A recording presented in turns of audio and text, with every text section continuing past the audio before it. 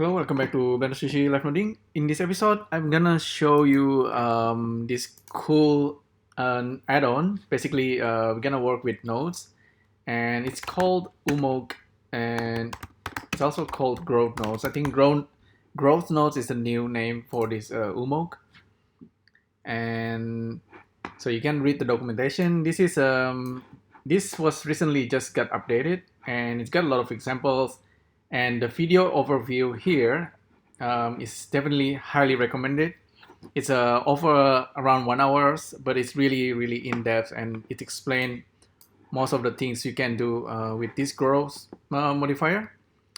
Actually, yeah, I think it's better if we just get to it. I will probably just like mirror what this video is doing, but yeah, but later on I will use sphere chalk or other nodes as well, kind of to improvise on the idea.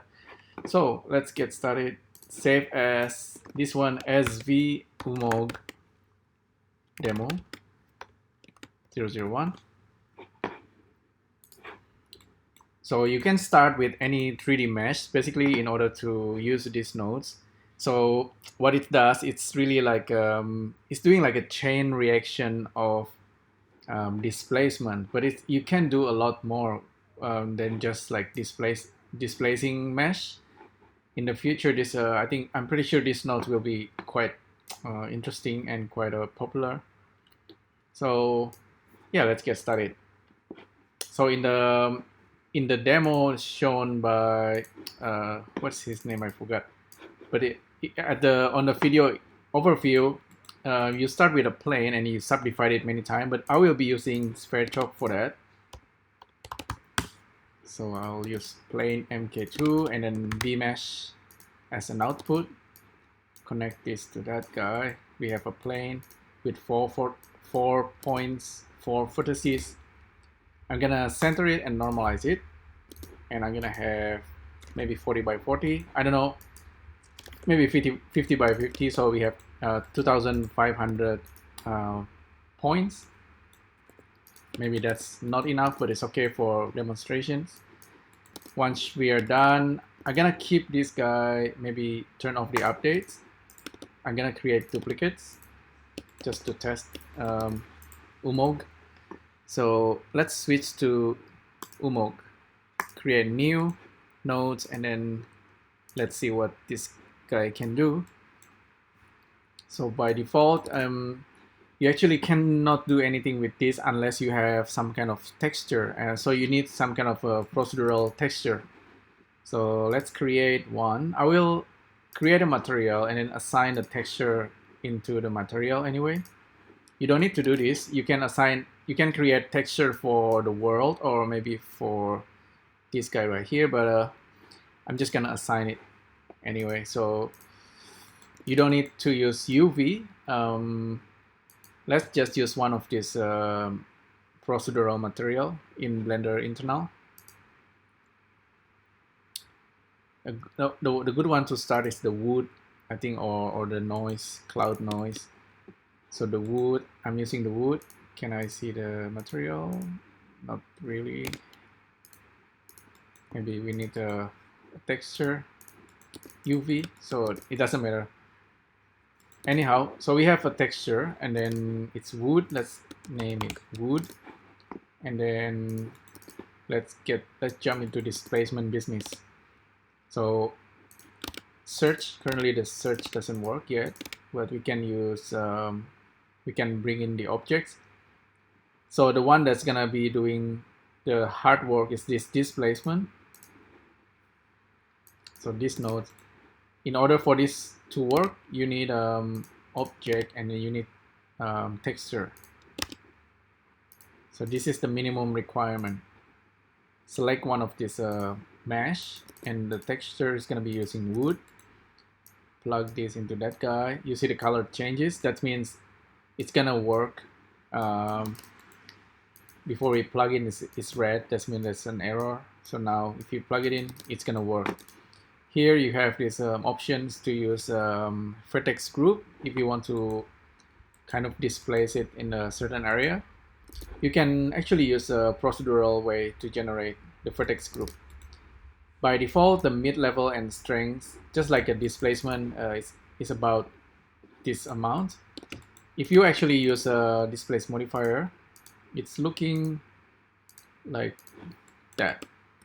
So it's kind of like a good indicator, just in case you, let's say, with this texture, let's say we change the, let's see, can we change the size?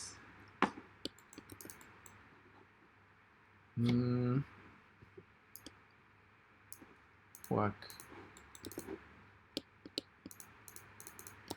Since we don't have some kind of options to adjust the placement, let's see. So I cannot really offset it. Let me try.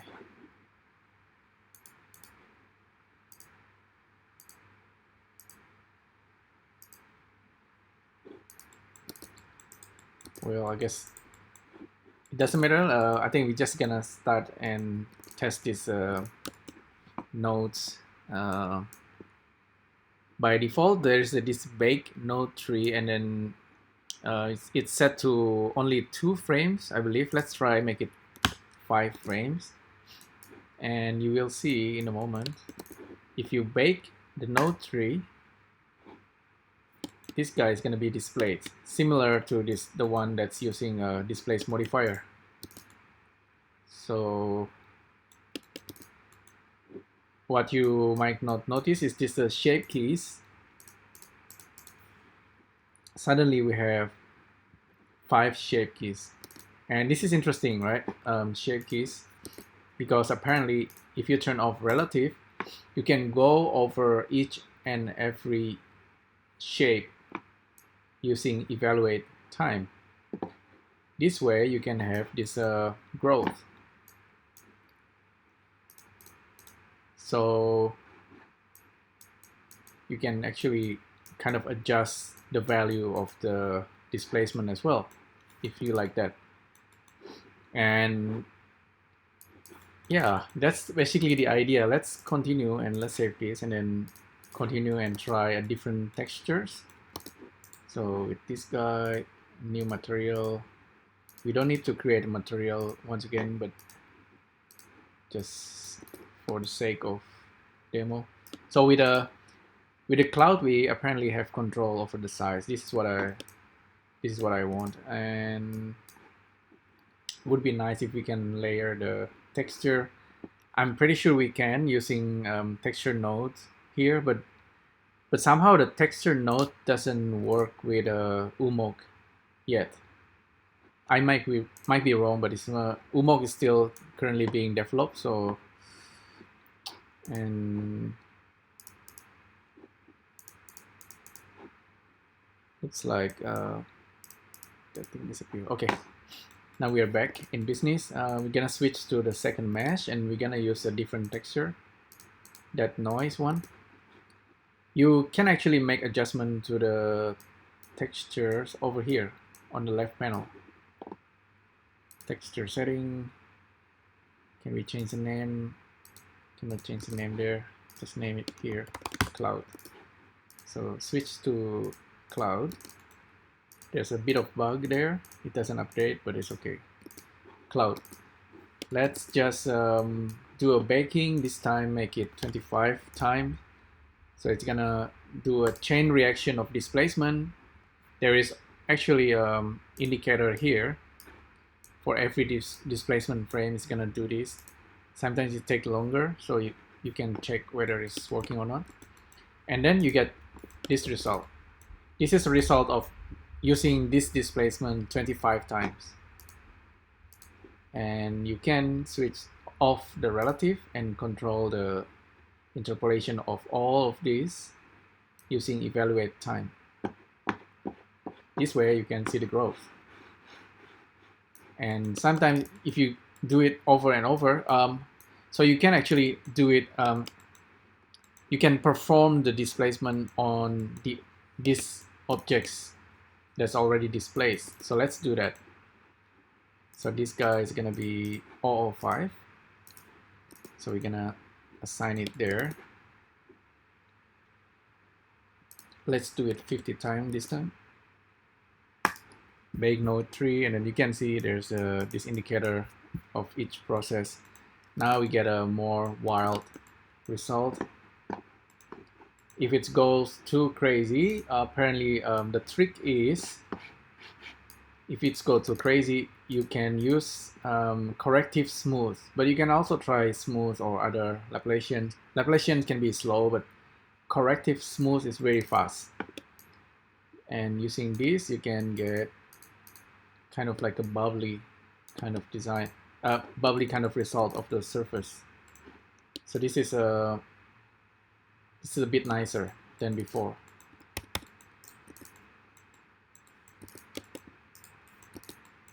Okay, so that's the idea of how you can use UMOGs. That's the basic idea. I can continue with a more advanced setup based on the video overview here. But basically, there are a couple of ways you can play around with this. It's all you need to experiment with it, because it's a bit abstract. But after sometimes it makes sense. You can use the texture alternator. For example, this is the one actually shown here on the video overview. So you can have two different texture, like wood and cloud, and then you can alternate the texture using condition, and condition can use frame and math. Oh, actually I can search, so integer math.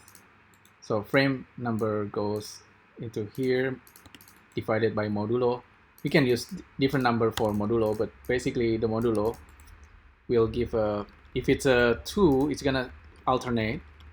You give it 5, it's gonna alternate every 5 frames. So that might be interesting as well. We can try that. Plug that in and then try on this guy right here and do it 100 times. So we start to get like higher and higher. Yeah, you can set the start and end frame by clicking on this guy. And I actually save the blend every time before the simulations, just in case it crashes. So the wood and cloud, bake simulation, and then look at it, see. Okay, it's complaining there's a modifier there, so it's not performing correctly. Let's use this guy over here, 0.003. So bake it again, wait 5 seconds, processing takes 3 seconds, it's done. And we have this mesh, and the mesh, we can check how it kind of generates our thing. So it's at first it looks kind of interesting. This is the mix of the wave, the mix of the cloud, and also the soul texture. You get that, and then you get too much, and then so you use the corrective smoothing once again. Maybe not too much, because I kind of like the spiky thing here, so I maybe just leave it there. You can use the smooth, so smooth can give also nicer result. You can then subdivide, so this is also kind of nice. Normally maybe you don't even imagine that you can get this kind of surface quite easily using displacement.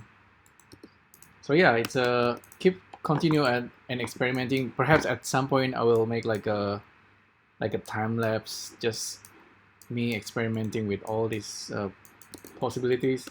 There is also the interesting one, which is this guy right here, subdivide.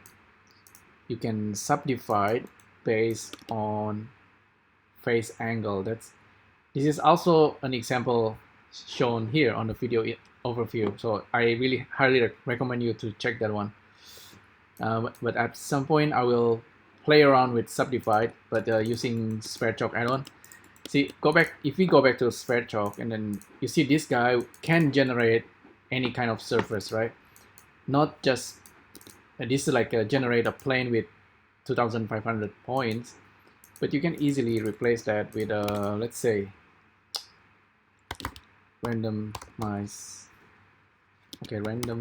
vector,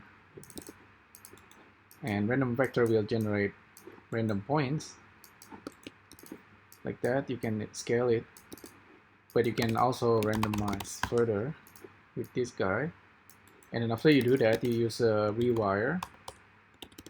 So we are generating some kind of surface. This is all procedural. Use the LIVENODING, and this will produce this guy right here. Look at the wireframe. There you go.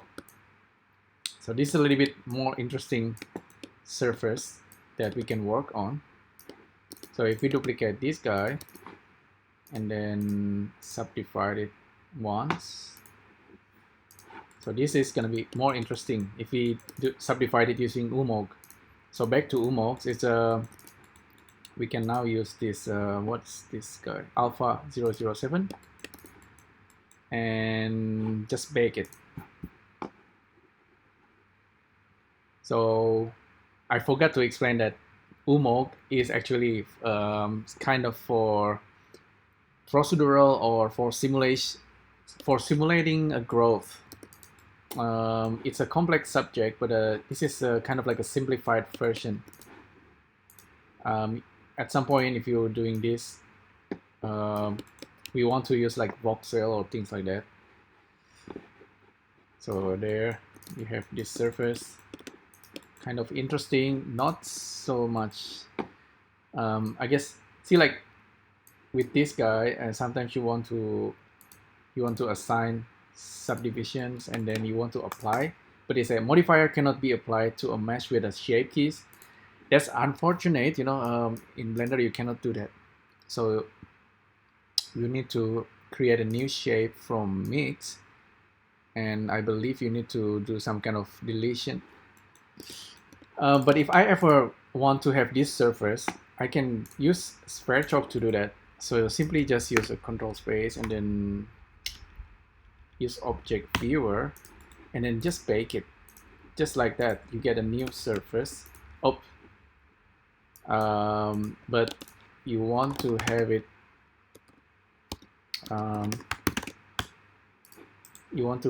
with a pos modifier on, so this is more correct. So bake that. So now you're gonna have a new surface without the shape keys, and this one have more subdivisions. So now this is if we go back to UMOG, select this new mesh. Let's assign this displacement. Do it one more time. This will take a bit more time because it has more resolutions, but there is at least we have some kind of indicator. We gotta wait until it hits frame 100. Okay, it took 20 seconds around. So we get this mesh again. You can check this, how it grow from the original shapes until it explode. But once again, you can use corrective smoothing, assign this, or use a smooth modifier and see the result.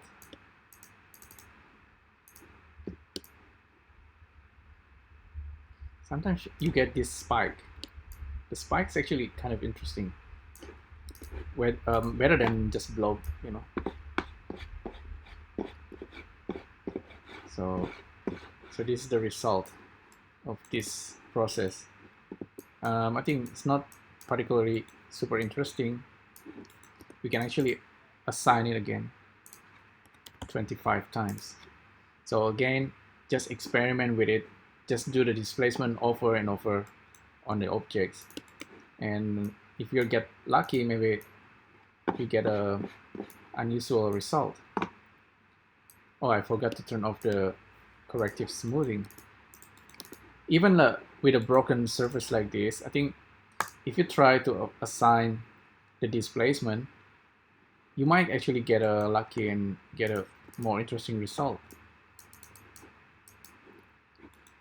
Play also with the strings and the mid level. Do it again 100 times. Fake. Oh, yeah. It crashes. I know it's gonna crash. So anyhow, I think that's enough for this quick demo look at UMOG. I highly recommend you to read through the wiki and also the example overview video. This 1 hour will kind of show you the what's possible with these nodes at the moment. So that's kind of beautiful growth there. A lot of these kind of bubble effects, but you do get some interesting result, especially if you are using like a 3D geometry, not just a plane. This is a plane, it's gonna create terrain. Sometimes you get something that actually looks like a terrain. Some other time you get like this kind of a really weird organic result. You can actually change the topology, but we're gonna take a look at it next time. See, this is so beautiful. So yeah, give this a try. I think I highly recommend you to experiment with it. Maybe do a recording while experimenting, or make notes and then share it with everyone so everyone can learn. So thanks again for tuning in, and I'll see you next time. Bye.